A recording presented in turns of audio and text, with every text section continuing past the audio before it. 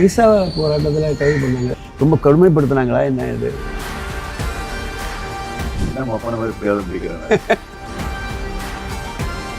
எனக்கு யூஎஸ்ஏ போய் படிக்கணும் அப்படின்னு ஆசை. போகும்போது எங்கள் அம்மா உண்மையாக தான் நிற்கும். அது வந்து ஒன்றிய அரசு 86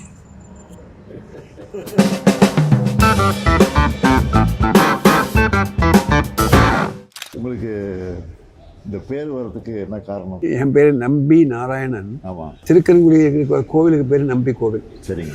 என்னுடைய அப்பாவுக்கு அம்மா பேர் நம்பி, அந்த வச்சுக்கிட்டு அவர் நம்பின்னு ஆரம்பித்தார் அந்த பேர். நாராயணங்கிறது எங்கள் அப்பா வந்து நாராயண பக்தர், அதனால் அப்படி வச்சுக்கிட்டார். நீங்கள் பிறந்த ஊர் இது? நான் பிறந்த ஊர் வந்து கேரளா, திருவனந்தபுரம். பிறந்த 41ஆவது நாளைக்கு வந்து வி மூவ் டு பேக் நாகர்கோவிலுக்கு வந்துட்டோம். நாகர்கோவில். ஆக்சுவலாக உங்களுக்கு வந்து இந்த மிசா போராட்டத்தில் கைது பண்ணாங்க. எந்த வருஷம் அது? 75 எமர்ஜென்சி. ஆமாம். 76 ஜனவரி மாதம். ஆமாம், அதை கேட்கலாமா? நீங்கள் எப்படி அதை ஃபீல் பண்ணீங்கன்னு அது ஒரு சொல்ல முடியும்? எப்படி அது மிசா அது ரொம்ப கடுமைப்படுத்தினாங்களா என்ன இது? அது 76 ஜனவரி 31 நான் அரெஸ்ட் ஆனேன். சரி. ஆட்சி கலைஞ்ச உடனே தலைவர் வீட்டுக்கு போலீஸ் வந்துடுச்சு. உங்களை கைது பண்ணல, உங்கள் பையனை அரெஸ்ட் பண்ண வந்திருக்காங்க. அப்புறம் வந்து நான் வந்து ட்ராமா தான் நினச்சிட்டு இருந்தேன். முரசே முழங்கு ட்ராமா, திண்டுக்கல் தீர்ப்புன்னு ஒரு ட்ராமா. சரி. அந்த மாதிரி ட்ராமாவில் நடிச்சிட்டு இருந்தேன். அதனால் என்ன அரெஸ்ட் பண்ண சொல்லி அங்கே ஆர்டர் போட்டாங்க மேலேருந்து. உங்களை அரெஸ்ட் பண்ண வரல, உங்கள் சன்னை அரெஸ்ட் பண்ண தெரியும். அவன் நாடகத்துக்கு போயிருக்கான், நாளைக்கு நைட்டு தான் வருவான். வந்தோன்னு நானே ஃபோன் பண்ணுறேன், ஃபோன் பண்ணி ஒன்று அழைச்சிட்டு போங்க அப்படின்னு சொல்லி அனுப்பிச்சிட்டாரு. அதுக்கப்புறம் நான் ஸ்ட்ரெயிட்டாக வீட்டுக்கு வந்துட்டேன். தலைவரை ஃபாதரை பார்த்தேன். நான் அரெஸ்ட் பண்ண போலீஸ் வருது, நான் ஃபோன் பண்ணி சொல்ல போகிறேன் கமிஷனருக்கு. ரெடியாக வரேன். உடனே பிடிச்சி வச்சு ரெடியாகி கிளம்பிட்டேன். எனக்கு ஃபஸ்ட்டு ஜெயிலில் தான். எப்போவுமே கைதிகள் வந்து சிறைக்கு வந்து நைட்டில் நடக்கக்கூடாது.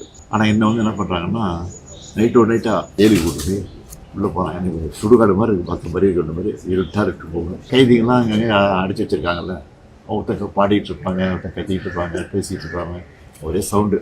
மத்திய சிறை கடைசி பிளாக் 9th பிளாக். அங்கே யாரை அடைச்சி வச்சுட்டாங்கன்னா, அந்த தொழுநோயால் அந்த பேஷண்ட்டை தான் அங்கே இருந்திருக்கிறாங்க. ஏன்னா பஞ்சு, ரத்தம் எல்லாம் எல்லாம் சிவத்தில் இருக்குது. அவன் வரிசையாக 11 ரூம்ஸ். அதில் ஒரு தாராளமாக படுக்கிறதா ஒருத்தர் 2 பேர் தான் படுக்கலாம். ஒரு ரூம்லேயும் 9 பேர் 10 பேர் படுத்துருக்காங்க. எல்லாம் தூங்கிட்டு இருக்காங்க.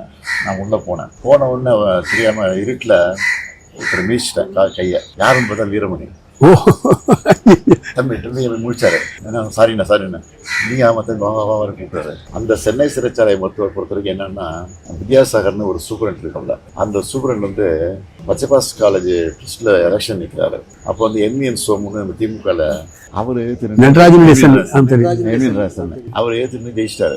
அதுல அவருக்கு கோவம். அது மிசா கைதிங்கிறது ஒரு நாளைக்கு 40 ரூபா 60 ரூபா செலவு பண்ணணும். ஒரு கைதிக்கும் ஃபேன் போட்டு கொடுக்கணும், பெட்டு கொடுக்கணும், கொசுவரை கொடுக்கணும், பேஸ்ட் கொடுக்கணும், ப்ரஷ் கொடுக்கணும், எல்லா ஃபெசிலிட்டியும் இருக்கு. ஆனா எந்த வசதியும் கிடையாது. 9 பேர் வரிசையா படுக்க வச்சிருக்காங்க. யூரினுக்கு ஒரு பானை, குடிதண்ணீருக்கு ஒரு பானை பக்கத்து பக்கத்துல இருக்கும். அந்த மாதிரி அது சில யூரின் பாஸ் ஆகி ஃபுல்லாகி வழியும். 9 பேர் படுத்திருக்கோமே, 9 பேர் யூரின் போறதுனால என்ன வருது? டாய்லெட்லாம் காலையில் தான் எழுச்சி போகணும். 2-3 டாய்லெட்டாக இருக்கும். அது ஒரு 10 நிமிஷம் திறப்பாங்க. அது கூட அந்த 100 பேர் போயிடணும். அந்த மாதிரிலாம் குடும்பம் இருந்துச்சு. நைட்டில் 8 மணிக்கு 3 மணிக்கு வருவாங்க. ஒரு 9 பேர் 10 பேர் வருவாங்க. அதுவும் ஆயுள் கைதி இருக்காங்களா அங்கே, அவங்கள வச்சு அடிக்க வைப்பாங்க.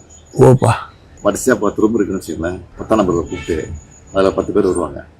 அடி எங்களுக்கு சத்தம் கேட்கும். நாங்கள் 1ஆம் நம்பரில் இருக்கோம். அப்போ எங்களுக்கு வர வரைக்கும் நாங்கள் பயந்துட்டு உட்காந்துருக்கோம். அடிச்சு பிடிச்சாவிட்ட தெரிஞ்சிடும். எழுதி கொடுத்துரு, நான் கட்சி விட்டு விளைக்கிறேன் அப்படின்னு கேட்பாங்க. ஒரு 5-6 பேர் எழுதி கொடுத்துட்டாங்க. பயந்து போய் அடி தாங்க முடியாமல் நாங்களாம் முடியாதுன்னு சொல்லிட்டோம். உயிரே போனாலும் நாங்கள் வந்து பண்ண முடியாதுன்னு சொல்லிட்டோம். மிசாங்கிறது மெயின்டெனன்ஸ் ஆஃப் இன்டர்னல் செக்யூரிட்டி.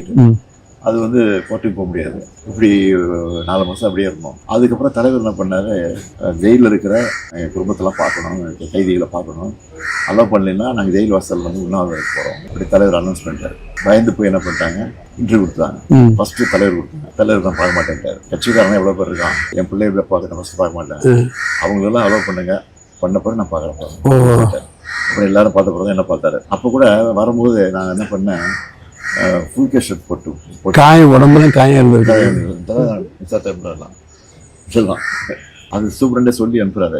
மேலே கூப்பிட்டு இந்த காயெல்லாம் காட்டக்கூடாது, ஃபுல் கேஷ் ஷர்ட்டை போட்டுவாங்க அப்படின்னு சொல்லி ஃபுல் கேஷ் ஷர்ட்டை போட்டு சொன்னாரு. இப்போ தலைவர் பண்ணோன்னா தலைவர் புரிஞ்சுக்கிட்டாரு. 1 வருஷம் கரெக்டாக 1 இயர் தான். 1 இயர் இவ்வளோ இருக்குதுங்க. அவன் 1 இயர் தான். வெளியில் வந்த பிறகு நாங்கள்லாம் சேர்ந்து கம்ப்ளைண்ட் பண்ணி அப்புறம் இஸ்மாயில் கமிஷன் என்கொயரின்னு ஒன்று போட்டாங்க. அதில் போய் இதெல்லாம் நான் சொல்லியிருக்கேன், எல்லாம் பதிவாயிருக்கு. நான் 89 ஜெயிச்சு உள்ளே போகும்போது தலைவர் சிஎம் இருக்காரு. அப்போ நான் இதெல்லாம் ரெக்கார்ட் பண்ணியிருக்கேன் அசம்பிளியில். இதே மாதிரி தான் ஒரு காரணமும் இல்லாமல் ஒரு ஃபேப்ரிகேட்டட் கேஸில் அரெஸ்ட் பண்ணுறாங்க.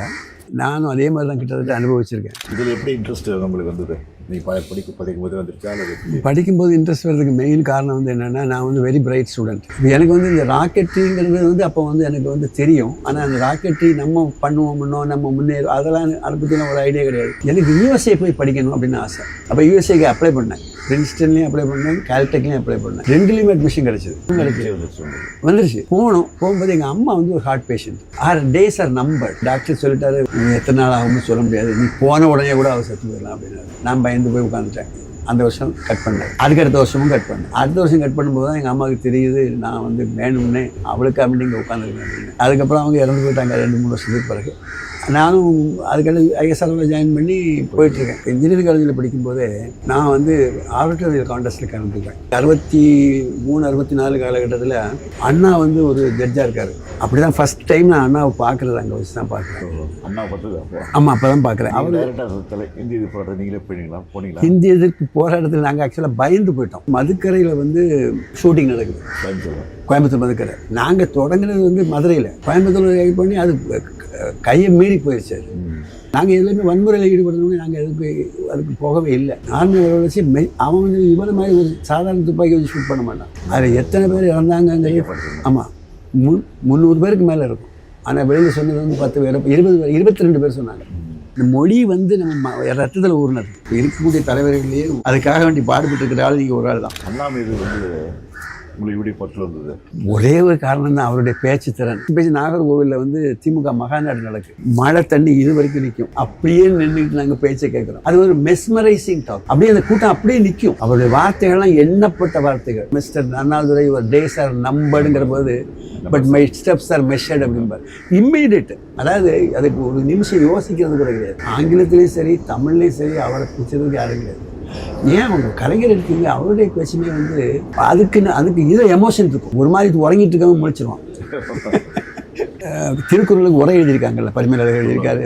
அப்போ குறள் இவர் எழுதியிருக்கிறதுல தெய்வம் தொழாள் கொழுநன் தொழில் எழுவாள் பெய்யனை பெய்யும் மழை. அந்த இன்டர்பிரிட்டேஷன் வந்து யாருமே சொல்லலை. அண்ணாகிட்ட நேரடியாக நீங்கள் பேசியிருக்கீங்களா? பேசியிருக்கேன், நான் பேசியிருக்கேன். என்ன எந்த விஷயம் பேசியிருக்கீங்க? என்ன ஞாபகம் இருக்கா? 2-3 ஞாபகம் இருக்குது. எனக்கு அவருக்கு கனெக்ஷன் ஒன்றே ஒன்று தான். எனக்கும் தமிழ் பிடிக்கும், அவருக்கும் தமிழ் பிடிக்கும். அப்போ ஆக்சுவலாகவே அந்த சமயத்தில் வந்து தமிழுக்காக வேலை பார்க்கலாங்கிற அளவுக்கு நாங்கள் வந்துட்டோம். அப்போ அவர் சொன்னார், நீங்கள்லாம் முதல்ல நாட்டுக்கு பணிக்கு போங்க, இங்கே வராதிங்க. ஸ்கூலில் படிக்கும்போது இளைஞர் திமுக ஒரு மன்றம் வச்சுருந்தேன். அப்போ அவருக்கு மணி விழா நடத்தணும்னு சொல்லி நான் பிளான் பண்ணுறேன். அப்போ அவர் வீட்டுக்கு போகிறேன். அவர் உடம்பு சரியில்லாம் பார்க்க முடியாது அப்படின்ட்டாங்க. அவங்க இது எப்படி அண்ணா மெசேஜ் போய் எதுக்கு வந்தான் வசூர் அப்படின்ட்டாரு. அவருடைய காரை அனுப்பிச்சு வைக்கிறாரு. இந்த கார் நம்பர் கூட ஞாபகம் இருக்குது, 7007. அந்த கார் நம்பர் வந்திருக்காரு. அந்த டிரைவர் பேர் சண்முகம். அந்த கார் வருது. எனக்கு உங்களுக்கு இவ்வளோ ஞாபகம் எப்படி வச்சுருக்கீங்கன்னு எனக்கு அதிசயமாக இருக்குது. எதுக்கு வரணும்னு கேட்டார். இந்த மாதிரி நாங்கள் அப்புறம் மன்றம் வச்சுருக்கோம், மணி விழா நடத்த போகிறோம், நீங்கள் வரணும் அவசியம். சரி, அப்போ நான் சொல்கிறேன் அப்படின்னாரு. இல்லை நீங்கள் பேர் சொல்லுங்க. என்ன அப்பான மாதிரி பிடிக்காத பிடிக்கிறேன். இன்னொரு இது கூட உங்கள்கிட்ட ஷேர் பண்ணிக்கணும். மகேந்திரகிரி ப்ராஜெக்ட் எங்கள் அந்த இடத்துக்கு கொண்டு வர்றதுக்கு ஒரு மெயின் காரணம் வந்து நான் வந்து அதனுடைய சர்ச் கமிட்டி, எங்களுடைய திரவ எரிபொருள் திட்டம் வந்து அங்கே தான் இருக்குது. மகேந்திரகிரி பொதிகை மலைன்னு சொல்லக்கூடியது அதுதான். அதுக்கு பேக்கில் இருக்கக்கூடியதுக்கு பேர் மகேந்திரகிரி.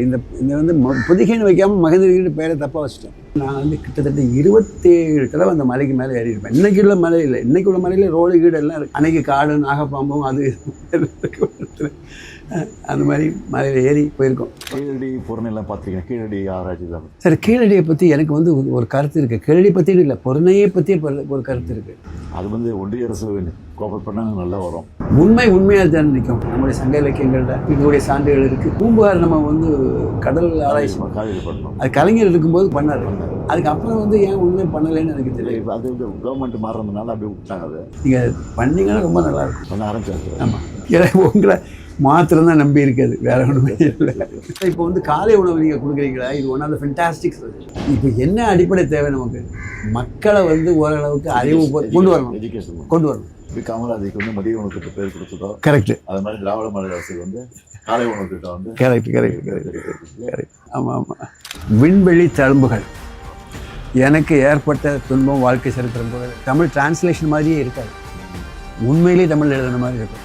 முடிஞ்சால் நீங்கள் வாசிச்சு பாருங்கள். கையெழுத்து தமிழ்லேயே போட்டு அனுப்பியிருக்கேன். இது வந்து என்னோடது. உங்கள் ஃபோட்டோகிராஃபி தெரியுது பார்த்தேன். One of the best art directors. செய்திகளை உடனுக்குடன் தெரிந்து கொள்ள கீழ்கண்ட கேபிள் மற்றும் டிடிஹெச் நெட்வொர்க்குகளில் எம்நாடு செய்தி தொலைக்காட்சியை காணுங்கள். பாதகம் செய்பவரை கண்டால் நாம் பயம் கொள்ளலாகாது பாப்பா. மோதி மிதித்து விடு பாப்பா, அவர் முகத்தில் உமிழ்ந்து விடு பாப்பா. அண்மை செய்திகளை உடனுக்குடன் தெரிந்து கொள்ள இணைந்திருங்கள் எம்நாடு தொலைக்காட்சியுடன்.